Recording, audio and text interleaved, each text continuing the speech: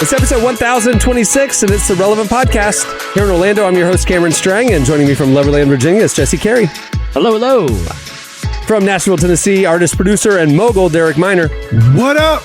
Oh my gosh. Just down the road in Germantown, right there in Nashville, our very own downtown Emily Brown. Hey, y'all. How's Nashville treating you? It's been really fun. I've really liked it. Sorry to admit it, I did go to Broadway, but not like that Broadway. I went to one place on Broadway, and Emily. She made a friend. I did make a friend. You did? I did. She made a friend. She a random, drunken, middle-aged lady who was there. Bachelor party. Emily helped her. Emily held her hair. She was vomiting into the gutter. Yeah. She fell off the bicycle. Not quite what happened, but this is what happens when we cancel our time to get food. Right. You just start wandering on Broadway. I was like, well, I guess I got to go to Broadway. That's the only other option. That's all there is to do in Nashville. No, but it has been really fun. Haven't gotten on a pedal tavern yet, but you know, I still got time. It's kind of cold right now, though, and it's been a little rainy, so don't think I want that vibe. Yeah, this is not it. You want to do pedal tavern in like March. Okay, I'll put it on the schedule. This is put it on the schedule. We'll pedal tavern together. Let me. Can we do the podcast from a pedal tavern? Oh my gosh. Oh my gosh. On mobile rolling. Emily, let's do a pedal tavern in like March or April and just go live or something. Just wire that thing up with some mics and ride, man. Let's do it. I'm with it. Derek would go live and record from a pedal tavern with Emily Brown. Oh, without a doubt. No question. And it's like, well, who's the guest? Who are we interviewing? I don't know. Whoever just randomly jumps on the pedal next tavern. To us? Yeah, exactly. I had an idea for a podcast one time, and it'd be called Hibachi. Because the theory is, you know how like the pedal tavern, you don't know who's sitting next to you. You know, like, unless you got a party that's filling out the whole thing. It's like going to the hibachi, where you could be sitting next to rando. If you're going with like less than 9 people, right? You set up mics around the hibachi table and just see what kind of naturally comes out when all these strangers sit together. The pedal tavern has the same type of vibe. You get the most interesting person in the world sitting down there. You know, I'm all about this. Dude, the hibachi stranger banter is always like surface level. It's either a couple of dad jokes or it's like... Not with me. You go deep at the hibachi? I'm not necessarily deep, but I go interesting. You would. I go interesting. No, the goal is to make people uncomfortable. Like there's a comedian here in Nashville named Sir Joshua Black. And he literally just goes on Broadway and asks people the most uncomfortable questions, and it produces the funniest content in the world. So I think, like, Emily, that's what we're gonna do. We're just gonna go troll people. Like we're not going deep. We're gonna troll people. Like that's what we're doing. We troll. I like it. What's the most afraid you've ever been? And you just stare at them and just wait for the answer. You know? No. Not in that. We're not gonna do that in Nashville. We don't scare people in Nashville. What is people it? in Nashville have guns. Like That's a good point. That's a good point. You will get shot. Everyone's very heavily armed. Children carried guns. It's heavily right, exactly. But I know a dude in Nashville been shooting since he was 5 years Absolutely old. not. So Absolutely not. Yeah, we good. There are 2 Nashvilles. There, you know, that Nashville, you don't want to ask them about being scared. All right. Okay. Well, we have a great show in store for you today. Coming up later, we talk to hip hop artists. You can't even call him a hip hop artist. He trap and Latin and R&B. WHATUPRG joins us. He has an album out, a new album this fall called New Hollywood. We talked to him about that. You don't want to miss that. And at the end of the show, we have Hibachi Talk. I'm going to help you sharpen your hibachi table social skills with a very special game. Look at us doing this on the fly. Hibachi Talk is coming up at the end of the show. You don't want to miss it. But stay tuned. Up next, right now, it's Slices.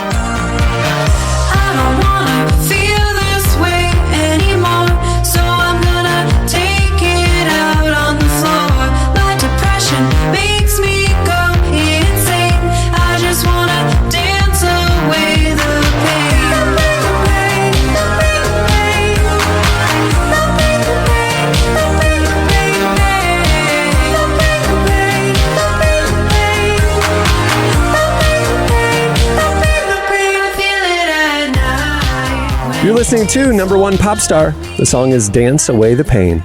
I do that every night. Today's podcast is brought to you in part by Mercy Ships. Globally, 5 billion people lack access to surgical care. In sub-Saharan Africa, there's only one surgeon for every 200,000 people. Mercy Ships provides free, life-transforming surgeries for people who have little to no access to medical care. They help the blind see, straighten twisted limbs, remove deadly tumors, treat cleft conditions, and so much more. With state-of-the-art hospital ships, they provide safe surgery to children and adults living with treatable conditions, and it's completely free of charge. They do all this work with an all-volunteer crew of professionals who donate their time and talents. Surgeons, stewards, nurses, engineers, and more make the world a better place. Your donation today provides free, safe surgeries to people in desperate need of help. All gifts are matched, so please donate today at mercyships.org/relevant. Today's podcast is brought to you in part by Tim Tebow's book, Look Again. Have you ever wondered what would change if you truly believed you were infinitely valuable to God? In his New York Times bestselling book, Look Again, Tim Tebow reveals the powerful truth that when we learn to see the image of God in every person, including those we struggle to love, everything changes. Tebow shares incredible stories from his work with people the world often overlooks, and it will challenge you to stand up to the lies, rediscover the worth that everyone has, and impact the world for good. Find Look Again by Tim Tebow, available now wherever books are sold. It's time for Slices. All right, what do you have, Jesse? All right, I saw this story. It's posted over at relevantmagazine.com. Is there construction going on within 15 feet of you? It sounds like it. And I wasn't aware of this. I wasn't aware of this until I showed up today. I mean, it's not 15 feet. I'm in a closed, you can see, doors and everything closed off. But, it is nearby, and I was unaware. But I'm just rolling with it. That's funny. I'm asking the listeners to ignore the circular saw if they're so kind. I'm preparing people for the Hibachi podcast. There's a lot happening in the background on that show. Okay, people flinging there's shrimp. Volcanoes. Yeah, there's volcanoes. Yeah, shrimp being flung all over the place. You hear it whizzing by the mic. For the first time, I took some people to Hibachi a few weeks ago, and for the first time in my life, he didn't do the volcano. He did a tornado. Have you seen the tornado? He kind of whips it up, like does a little circle of air. So he does the volcano, but then he flips over to another bottom and makes kind of a V, right? And he pours it in and fills it up so much. And then the smoke, he starts to do that with his finger. He spins it and it creates this tornado vortex. It's pretty amazing. It's better than the volcano. I'm never going back to the volcano. So you're telling me the Hibachi's is making a whole weather system right there on the grill. That's what I'm saying. Volcanoes, that's amateur hour. He created a weather system in our dinner. It was great. It's I need the listeners to know that as soon as Cameron mentioned the tornado of the Hibachi Grill, I've never seen Jesse's eyes light up like that. Like it just immediately. I wrote it and all the times we've been doing a podcast, his eyes, it was like you just told him the greatest news in the world. Created like a funnel. Because I saw a video on Reddit one time. I was like, oh, that's fake. Obviously fake. Wait, you saw the weather system? That guy's there? Yeah. It's probably that same guy. How many could there be? He's changing the game of Hibachi. I mean, like he has set a level that I will never, nobody can reach science kid out there. Dude, it's amazing. Weather manipulation for dinner. Yeah. If you go to Hibachi, tell them you don't want the volcano anymore. Tell them you want the tornado. And if they don't know how to do it, you walk right out of there. That's a subpar Hibachi. Yeah. Yeah, I don't want that weak tornado stuff here. Or weak volcano. I want tornado or nothing. Premium. As if like the other half lives. They don't bother with volcanoes. Like, the 1%, they have Hibachi tornadoes. Hibachi tornadoes. Yeah. And nothing else. Probably weather systems we don't even know about. There's probably a little hurricane brewing over lightning and thunder somewhere. He just goes wildfires, kind of the eye of the storm. Over there in the tofu, they do a wildfire, a little earthquake to shake up the rice. Yeah, who knows what they got going. Okay, I saw the story. It's on relevantmagazine.com. You guys know me. Once again, I feel like I've talked at length about my lifetime love of Hot Pockets. I knew you were going to pick this. Oh, that's great. Ever since they poke those holes on the sides of the sleeves for the microwave to let it vent out so they don't explode out the back ends, you guys know what I'm talking about. I do not, but I've been pretty convinced that they're a company at the forefront of innovation. Okay, they have found ways to not only jam frozen meats into a pastry pocket, that's good for all of time as long as it's frozen. They also got the whole sleeve system. Yeah. The sleeve system is impressive when you think about it's like tinfoil in the microwave. They figured it out. I don't know how. I don't ask. Have they seriously? I haven't had a Hot Pocket in 20 years. My last experience with a Hot Pocket was it was like a ventilated sleeve. It squirted out the back, and that cheese stuff burned on the sleeve. And then the front quarter and the back quarter were pretty good, like hot. And then in the middle, it was just a totally different temperature. They solved it. They solved it. They solved it. They have these strategically engineered little cutouts that circulate the heat to the middle of the Hot Pocket and work out. I'm telling you. There's someone that has an engineering and design degree that's like, yeah, all I do is Hot Pocket sleeves. Like, this is cutting edge type of technology. They worked at NASA. They wanted something more innovative. They went to Hot Pockets.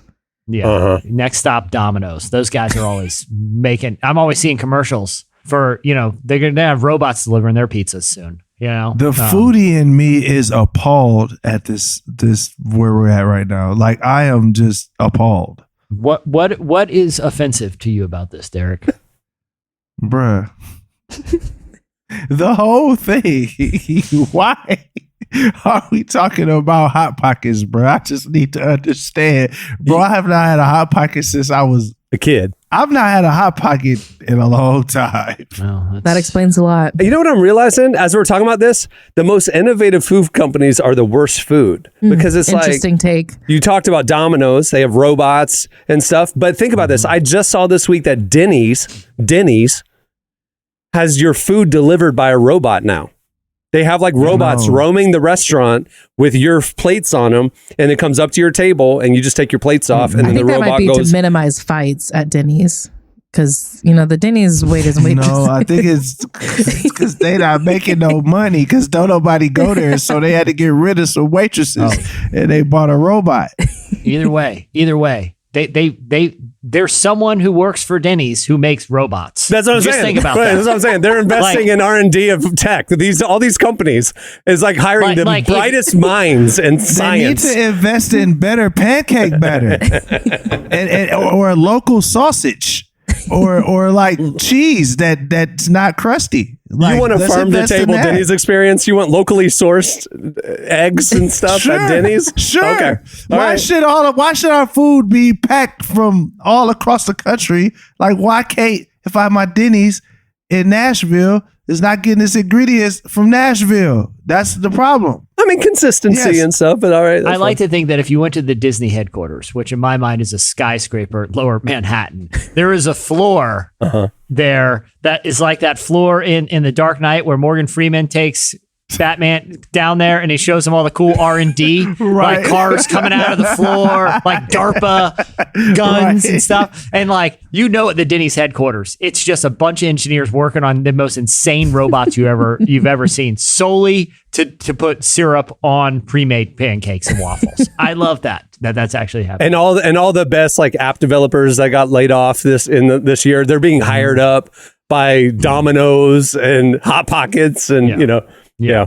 This is not good. This is not good. We need to put that innovation somewhere else. No, Derek, it's fantastic because for a long time, the biggest innovation and the whole fast food and the whole delivery thing was those little 3-legged tables they put in pizza boxes so the middle doesn't collapse on. Right. That was the most innovative thing they'd ever done. The pinnacle. For like 30 years. For like 30 years, they're like, we're never going to advance past then they invented the delivery insulated thing that the delivery guy would have. That made it on the scene. That after was huge. That was huge. Yeah. Some of these places need to invent good food. So back to Hot Pockets. You haven't even had a Hot Pocket in your adult life. Okay. Yeah, give Hot Pockets a try. I'm sorry for the digression. Good food. The point is they're a very innovative company. They've now partnered with the Columbus Fashion Alliance, which is a quote collective of creatives passionate about the fashion industry in Columbus, Ohio. What? Which everyone knows is the Paris of Ohio. No, I'm not throwing shade on Columbus Fashion Alliance. They seem like good people. Anyway, they have designed the Hot Pocket shorts, which feature quote. This is from their press release, but you can go online, coolingrevelantmagazine.com to look at it. Literal hot pockets that keep your sandwiches hot and your calves cool thanks to insulated cargo pockets. A true wintertime Hold on, flex. you said sandwich is hot and your calves cool? Yeah, because these are cargo. Imagine just your standard Cargo shorts. early 2000 Old Navy cargo shorts. Okay. Now imagine a cool flaming Hot Pocket logo on one of the pockets. It's insulated, so you slide the Hot Pocket right in there. It keeps it hot on the go. They also are selling a matching hoodie too for the if you really want that Hot Pocket drip, right? But right now, an insulated pocket for you to slide the Hot Pocket right in. I mean, it's That might just be the peak of showing fashion. the innovation. Peak of fashion. Yeah, and I mean, it's got utility too. I had a car once that the glove box had the option, the AC would cool it. Like you could put your takeout in there and it'd keep your food cool in the glove box. I thought that was amazing. It was a car I used to have. That's what this Hot Pocket shorts are doing, but on your clothes. You can literally... Exactly. It's amazing. I love it. And I think if anyone, needs a last minute Christmas gift, solutions here. I just Hot wish Pocket they were shorts. cargo shorts because I don't love the look of cargo shorts, but I also don't know, like, you can't just do this with like Emily, regular jeans. Yeah, how else are you going to stick a Hot Pocket in your clothes if you don't have pockets? You got to have as many pockets. Why would you stick a Hot Pocket in your clothes? Can we get like a Hot Pocket purse? Why would you stick it in your clothes? Because you're running late, right? And you have 2.5 minutes to heat up a Hot Pocket, but you don't have time to let it cool and eat it. So get an apple. It's like, oh man, I got a lunch meeting today. I didn't. What about a banana? Some grapes? Trail mix? Yeah, what are we gonna just carry them around your hand? Like, no, this is an insulated.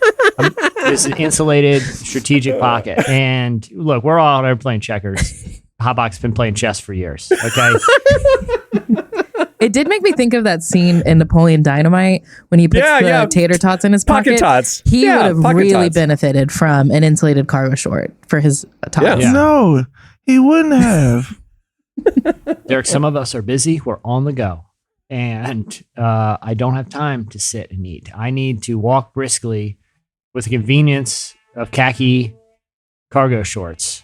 And Don't nobody want to eat a dirty Hot Pocket out your cargo shorts. Could you imagine just sitting down and Well, I wouldn't put my keys in there. I'd put my keys on the other it doesn't side. matter. The preservatives used in the Hot Pocket creation process will kill any bacteria. It's not even, don't worry about it. You can have it. You could peel loose change off the Hot Pocket while you're eating it. That's fine. Just don't worry about it. Don't worry. The grease will kill it. The grease will kill. I could eat the coins right now if I wanted to. I mean, they came in close proximity to a Hot Pocket. It's sterilized. Trust me. Nothing can live. Hey, enjoy your linty Hot Pocket. All right, what do you have, Derek?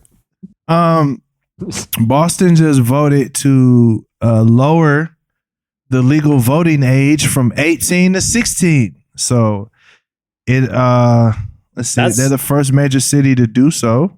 So that's interesting. It's crazy. It still has to, obviously this is the first step. It has to go to the mayor before heading to legislature, and it wouldn't affect federal voting or state. It would just literally just be in Boston. So, okay. But yeah, the city of Boston. But I mean, Boston's just lowered huge it for municipals. Yeah, I mean, it's humongous. So this is interesting because I think it is. A lot of people have always argued, there's so many different thoughts about voting, but I had tons of people when they were 16, they were working, they were paying taxes, they were very much a lot of them were more on their own than other 16-year-olds. And I think it's important to acknowledge that and give them the opportunity. I think some people are nervous that, if we lower it, then, a 16-year-old is just going to vote for something silly or, write in someone dumb. But think about it. I mean, the younger demographic. It's a lot of adults that voted for some dumb people too. Right. It affects all generations. So age is not like you don't gotta be 16 to be dumb. There's some 36-year-old idiots out here. So hey, I ain't tripping Look, at if all. you're 16 and you're out there, whether you work or not, but if you're working, their taxes are going somewhere that come out of your paycheck. If you're old enough to get taxed, in my opinion, you're old enough to have your vote be heard and about how that's being spent. I think that's pretty reasonable. Right. And like we said, this is just for the city, but I'd be interested to see if this eventually does, probably decades down the road, but if it leads to the federal voting age being lowered as well. Be interesting. That is interesting. I don't know how I feel about it. Yeah. I could see the argument for raising the voting age. I could see the argument for lowering it. That's interesting. See how it plays out. All right. What do you have, Emily? Okay. So last week we talked about how Merriam-Webster's word of the year was gaslighting. Barf. We're not going to talk about that anymore. We are going to talk about... Hey, Emily, we didn't talk about that. I think you're mistaken. Just even you doing that, I start sweating. You feel like we talked about it. We did not talk about it, Emily. We did not talk about gaslighting. I literally can't react to that. It just, oh gosh, it just hurts me. I'm sorry. No, it was funny. I do want to talk about Oxford's dictionary word of the year because I relate to that one a lot more. Their word of the year was goblin mode. Do you all know what goblin mode, like if someone's like, I'm going goblin mode, do you know what that means? No. It's a very social media term. It is a social media term. Yeah. Basically, here, I'll read the definition from Oxford Dictionary. It's a type of behavior that is typically self-indulgent, lazy, or greedy, often in a way that rejects social norms or expectations. So basically the creation of Hot Pocket shorts is is a company going goblin. Right. Yeah, that's true. I think it really came out because just during the pandemic, no one really knew how to react or how to act at all, and so they just kind of, like, for lack of a better word, turned into a goblin, and and we all went goblin mode. And so I think it's funny that Oxford picked this as the word, or that they crowned it as the word of the year, because in a way I think it sort of represents us. What was funny is the president of Oxford University Press, he said, quote, given the year we've just experienced, goblin mode resonates with all of us who are feeling a little overwhelmed at this point. It's a relief to acknowledge that we're not always the idealized, curated selves that we're encouraged to present on our Instagram and TikTok feeds. And I think that's important. Like, I think 5 years ago, no one posted an Instagram photo without a filter, without making sure everything looked good. Now people post, quite honestly, some very unflattering photos and very messy. But Be Real has kind of been a big part of that. For sure. Yeah. Be Real is like, I can't wait to look back at the memories that I posted this year because there's been some interesting Be Real moments. But we all went a little goblin mode this year, and I like the representation. I think it's interesting how they chose it, because the Merriam-Webster one was like, gaslighting was the most searched term this year on their website, sort of a thing. There was, like, they didn't just pick it, Mm-hmm. Yeah. Did they just pick goblin mode because they felt it represented 2022, or did they say like what the criteria was? Oh, sorry. It was voted. There was a vote online for, they kind of gave a couple options. Metaverse, I think, came in second. So they picked words that gained some popularity this year that a lot of people were searching, looking up. And then they just kind of let audiences vote on, like, what do you think really represents the year. And so I think it was... And this is why 16-year-olds shouldn't vote. Because they'll just vote. They'll just go goblin. The word of the year for 16 for 2022 is goblin mode. So there you go. Hey, if it's accurate, it's accurate. This is all I have to say about the case for 16-year-olds voting. Okay. Could be much worse. like, true. I mean, what, are they going to mess it up better than more than grown-ups did? True. All right, that'll do it for Slices. Stay tuned. Up next, WHATUPRG joins us. 1, 2, 3, 4. I can't find my feet anymore. My hands are drifting through the floor. I'm wanting you. I'm wanting you. You don't see me walk through the walls, and you're ignoring all my calls. I'm wanting you. I'm wanting you.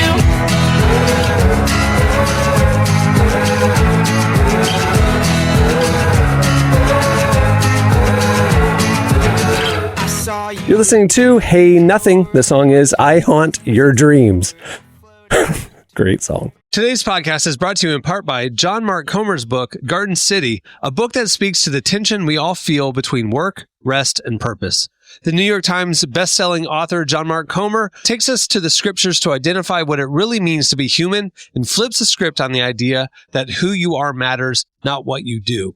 He shows that God created us for meaningful work and meaningful rest. Both matter. This book helps you ask and answer the big questions. Does God care where I work? Is there a direction for my life? So you can discern God's heart for your calling, your rhythms, and the way His Spirit wants to shape every part of your life. If you're longing for purpose and a more grounded way to live, check out the new hardcover edition of Garden City wherever books are sold. Well, today's show is brought to you in part by the new book, God, the Science, the Evidence.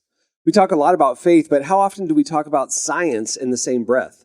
You might be surprised to discover just how deeply the two actually agree. For centuries, science has been used to dismiss the idea of God, but today an intellectual revolution is underway. Modern discoveries in physics, cosmology, and biology are consistently revealing the same truth: creation isn't an accident. That profound reversal is what engineers Michel-Yves Bolloré and Olivier Bonassi investigate in their international bestseller, God, the Science, the Evidence. This book is a rigorous, evidence-based critique of materialism, inviting you to explore over a dozen scientific, philosophical, and historical domains. It shows that what was once seemed impossible, that science could point to a creator, is now supported by a vast and convergent body of evidence. With over 400,000 copies sold in Europe, this book is sparking a global debate. It's thoughtful, fascinating, and a powerful reminder that reason itself affirms the existence of God. Learn more and find out where you can purchase your copy today by visiting godthesciencetheevidence.com. Today's podcast is brought to you in part by Erwin McManus's book, The Barbarian Way. Some books don't just inspire you, they confront you. The Barbarian Way, now celebrating its 20th anniversary, is one of those books.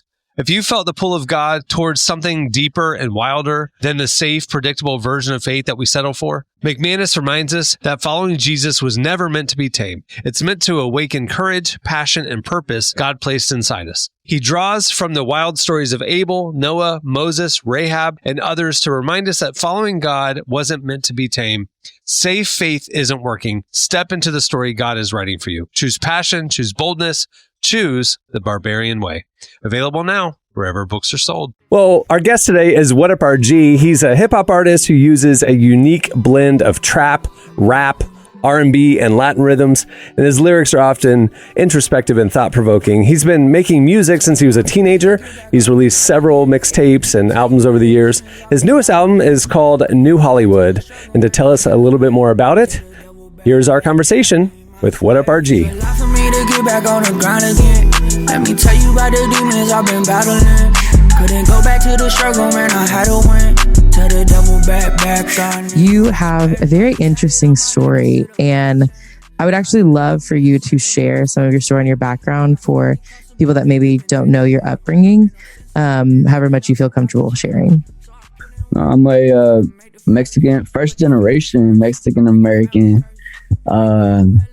artist based out here in Atlanta. I feel like I've known this is what I wanted to do. So I was 7 years old when I first got on stage and was doing a cover song to one of my favorite rappers. And I was 7 when that happened. And since then I just never put the microphone down. I just kept going, learned how to write my own raps, eventually learned how to produce. And then, I was working at a call center and I kept getting in trouble for being distracted. So I'm taking all these calls and stuff, and that my manager kept getting on me for just getting distracted. I'm always doing something else, and I realized I'm sitting there thinking through my next song I'm gonna release, and I'm sitting there thinking through song ideas or merch ideas, design ideas, and that was definitely my last job. I told myself, you know what, maybe I should just pursue this all the way. And I dropped my first single, Don't Forget to Live. The rest is history. That's the song that Ace discovered. Ace is the A&R over here at Reach. He discovered that, and the rest is history. 2019 couldn't get no rest. 1021 and I haven't slept. Had to remind myself I'm blessed. I can't live my life depressed. I rest and know when the Father don't check for best. He's looking for spirit and truth. Kind of taking that leap of faith, what was it like? Were you nervous? What'd you feel about that? I wasn't really nervous. I was more so just ready to take on whatever came with it. My parents, I feel like I mentioned my parents a lot, but I've always had their support. I've always had them backing me, and you know, obviously rapping isn't like a traditional job. Like it isn't like something that's like consistent. Even definitely at first, like I wasn't seeing any money, but if anything, I was losing money. But you know, my parents were just supportive and they were there with me. And you know, it's crazy to share these moments with them now. Like I'm pretty sure my mom's gonna look up this interview as soon as it drops. And even just like dropping my album, you know, I just dropped my debut album 2 weeks ago, and you know, the first person I was talking to was my dad, you know. So it's really cool to share these moments, and you know, just I feel like I get to reward the people who believe in me with just putting in the work and continuing to push forward, you know. Pulling up deep, I'm never solo. Whole lot of fans in Abu Dhabi, ladi. Who wanna party? Coming in hot, it's like wasabi. Walking on waves, look like tsunami. You even mentioned like your song 3 a.m., like about your dad's deportation, and after that, you know, like what was it like to write that song and kind of relive that and reprocess all of that? It was tough. It was it was tough, but for me, you know, there's songs that you kind of like, it takes you a while to write, and then there's songs that just kind of like once the inspiration sparks, like it's just 30 minutes later it's done. And for me, I had that bridge, the I don't pray like I used to, I can't keep waiting on you, like I had that. I think I recorded there. It was almost like a freestyle, I think. I recorded that, and then I was sitting like just trying to find like direction, and it just hit me like, yo, I'm gonna speak on this. Like this is it. And once I sat down, it was just ideas started flowing, and I didn't feel like I was reaching for anything, because it was just like speaking my experience and just rhyming. But yeah, I think it was hard to relive, but I think on the other side of it, like it makes it that much more rewarding to know that like my story can touch people, and that it can bring hope to people. So yeah. Oh, how shook when the cops knock. Oh, how shook when the cops knock. 4 a.m. and they want pops. 4 a.m. and they want pops. Daddy turned around, said farewell. Mama crying on the stairwell. Little brother go, look out the window. Why daddy got handcuffs on him? Say a Christian who hasn't gone through that experience, but they listen to your music. Like, what do you hope they take away from listening to that experience? I just hope that they could hear me. Like rather than listening with like a presumption of what I'm going to talk about or like what I'm going to say, like I just hope that they can hear me, because it's not just my story, it's thousands and thousands of other people's story. And I just hope that they can maybe have compassion, and we're not just like dishwashers, we're not just like home cleaners, we're not just construction workers, we're families that are hardworking, but we have our own struggles, we have our own tensions and things we deal with throughout life, and we're so underrepresented and misrepresented. Like I hope that they can hear me. Cul-de-sac, I've been in a cul-de-sac. Treat me like the quarterback. I've been in my pocket and I still ain't got my folders back. That when someone stole the Mac, I was feeling so attacked. That was WHATUPRG. Check out his new albums, New Hollywood. It's available now.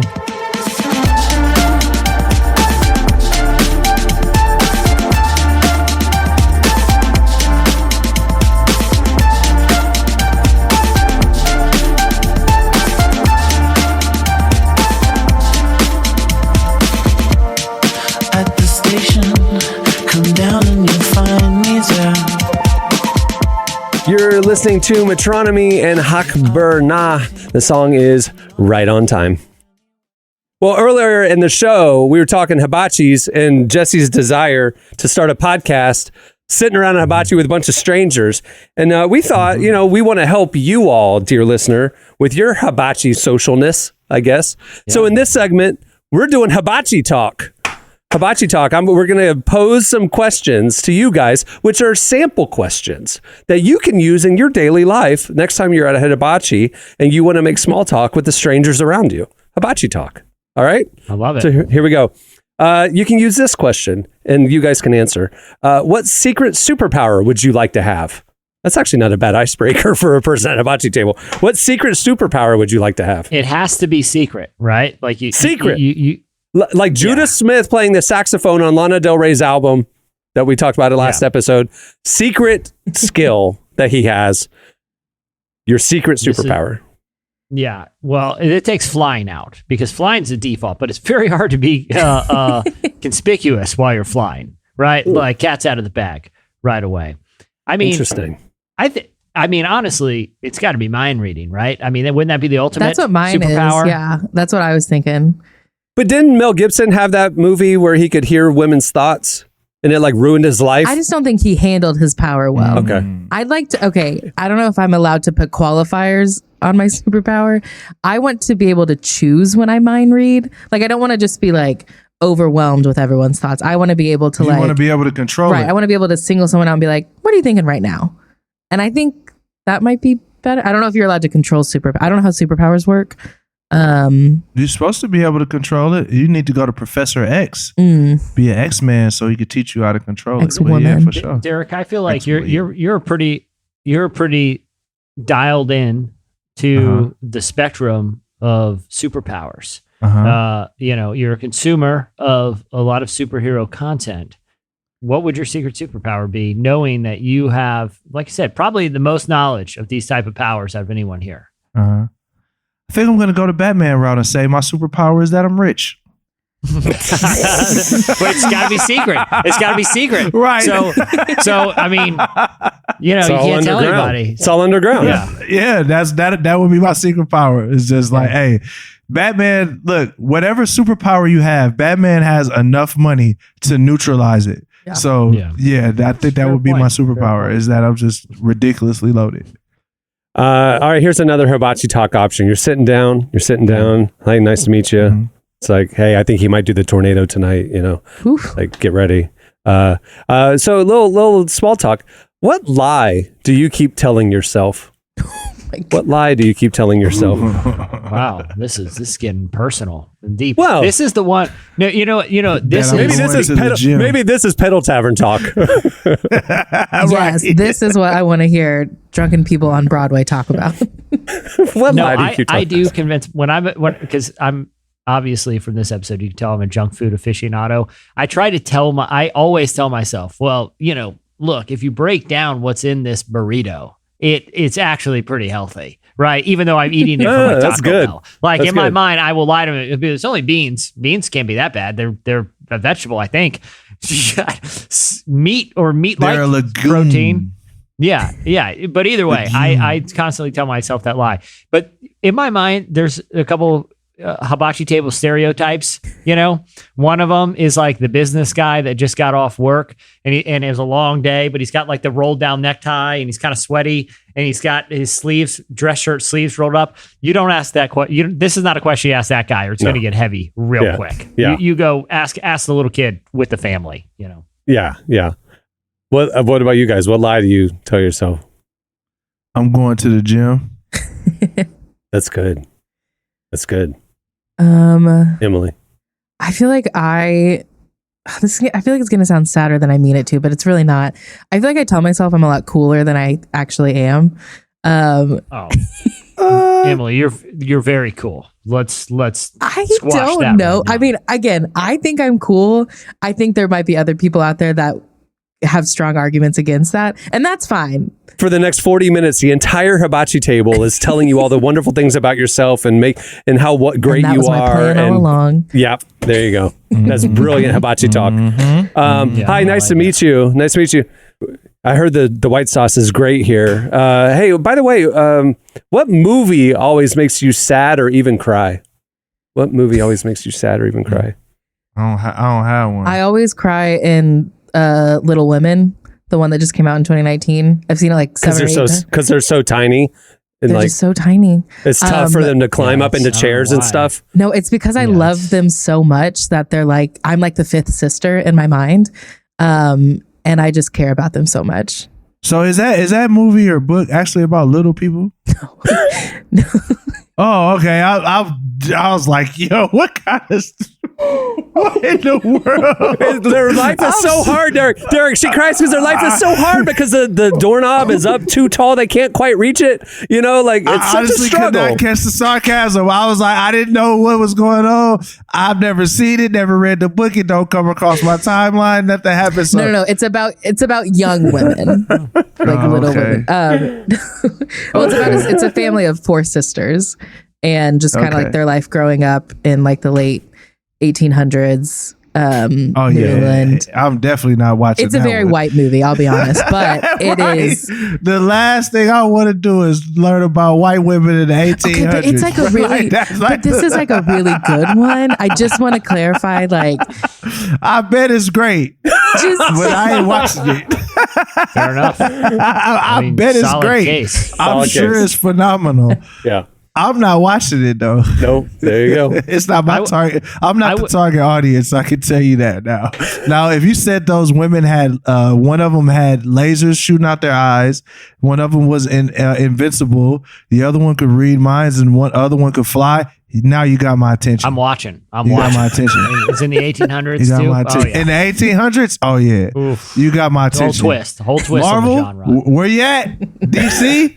James Gunn, you just took over the superhero department. Little women with superpowers. Little Wonder Women. Holla at your boy. Little Wonder Women. Holla at your boy. Holla at your boy. Just give me 0.5%. That's all I want. I don't really get emotional in movies, but sometimes I'll rewatch or just like clips on YouTube of like movies I really loved, like growing up, like the old school, like Adam Sandler movies, like you cried Billy in an Madison Adam or Sandler Happy movie? Gilmore. No, hold on, or like Ace Ventura. I was showing my son like clips from Ace Ventura movies or like Chris Farley movies, like the movies that. And I get sad because I'm like, I don't think they make comedies like this anymore. Like that mid-budget comedy with an SNL personality like fronting it have gone away. For a long time, it was like, let's take someone funny off SNL and just put them in an hour and a half, a 90-minute long SNL sketch, and we're going to release these all the time. Yeah. And I love them, but they've gone away. Will Ferrell had that great streak. They even like Anchorman, but they don't make him anymore, and I think that's a bummer. I don't cry about it, but I do like the streaming's really elbowed these movies out. There's no market anymore for I can't believe you cried at an Adam Sandler movie. That makes sense, though. Hi, nice to meet you. I'm really looking forward to the salad. Have you, or what's the nicest thing you've ever done for someone? What's the nicest thing you've ever hibachi? done? If you're eating salad at hibachi, you're doing it wrong, man. The hibachi always has a little salad. Ginger dressing is great. Ginger dressing is great. Dressing is what great. are you talking about, Jesse? That's garnish. That's garnish. It's not meant to be eaten. That's not meant to be eaten. For sure. It's like all wet. It's almost like the lettuce is like translucent. It's like, I don't think this is the freshest bit of lettuce here. What's the nicest thing you've ever done for someone? Little icebreaker question with your table mates. Man, so there was this woman that was on the side of the car, on the side of the road, and I kid you not, man, her battery had died, and none of us had jumper cables, so I just I looked at her, I said, hey, do you believe? She said, yeah, I believe. I closed my eyes, I put my head on the engine, and then I said, wake up, and the car came to life, and she went on about her day. So. And you guys have been married for 11 years now. Okay. That's how I met your mother, kids. That's how I met your mother. I healed her battery. It sounds like that's a crazy story, Derek. Are you serious? That's nuts. No, hey, I'm laughing because it's funny because nobody here got it. But if all of y'all was on Black Twitter, y'all would get it because Kevin Gates told that story on like he told that story on like the Breakfast Club or something, and everybody was like, bro, this is the craziest lie I ever heard in my entire life. I'm gonna send you the clip. It's the craziest thing I ever seen in my life, yo. Where LeBron's like, dude, I was listening to Migos like when I was like 12. No, it was like LeBron got called out because he was literally after Takeoff got killed. Like he was like, yeah, I put the Miami Heat onto him in 2010. Their first mixtape was in 2011, and then the internet went sleuthing and found 50 times LeBron lied for absolutely no reason, like trying to be cooler than he is or whatever. It's crazy. That was a fun week on Twitter. That was. All right. Well, you know what? I got distracted by the lettuce stuff. There's a lot. I think we need to come back to Hibachi Talk. I think that was a good opening of Hibachi Talk. That's good. Well, before we wrap things up, I want to thank WHATUPRG for joining us. Make sure to check out his new album, New Hollywood. It's available everywhere you get your music.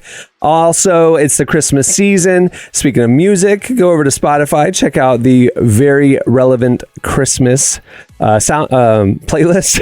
You can just find it by searching for A Very Relevant Christmas. It's over 200 songs, handpicked. No Mariah Carey. It's a great shuffle for the background for the car ride. We did it just for you. Hey, also, I don't know if you've been following Relevant on all the socials, but we've been posting a lot more on Instagram lately, more of our content. We realized we're putting out like 10, 15 articles a day covering, the intersection of faith, culture, life, with features, news updates, all the stuff. Funny stuff, random stuff, slices stuff. And if you follow us on Twitter and Facebook, you see it all. If you aren't on Twitter and Facebook, which a lot of you aren't, if you're just on IG and TikTok, you're not seeing any of it. So we decided to take a lot more of our content over to IG. So if you don't follow us on Instagram, follow us. It's Relevant Magazine is the name. And in the new year, you're going to be seeing a lot more from us in the video space. So you can just proactively follow us on TikTok if you want to. At Relevant Magazine's the handle there as well. If you're not on the socials, just make sure to bookmark relevantmagazine.com and make it part of your daily web browsing. And right there on the front page, you can sign up for our daily newsletter. It's the top 5 trending stories in your inbox every morning. It's a great way to stay plugged in, There's a lot of other stuff. There's a magazine. There's other things to check out on the website. Go check it out, relevantmagazine.com. Okay, on that note, we'll wrap it up. I'm Cameron Strang. I'm Jesse Carey. I'm Emily Brown. I'm Derek Minor. We will see you next time. Have a great week, everyone.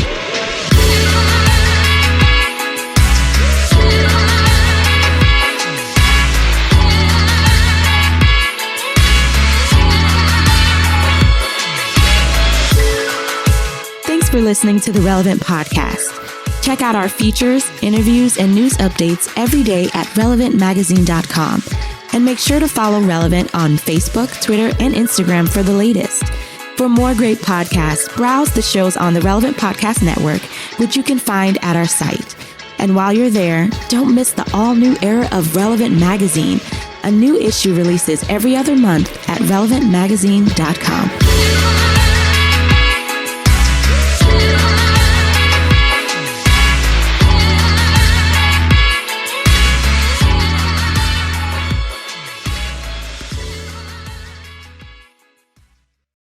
Weather manipulation for dinner.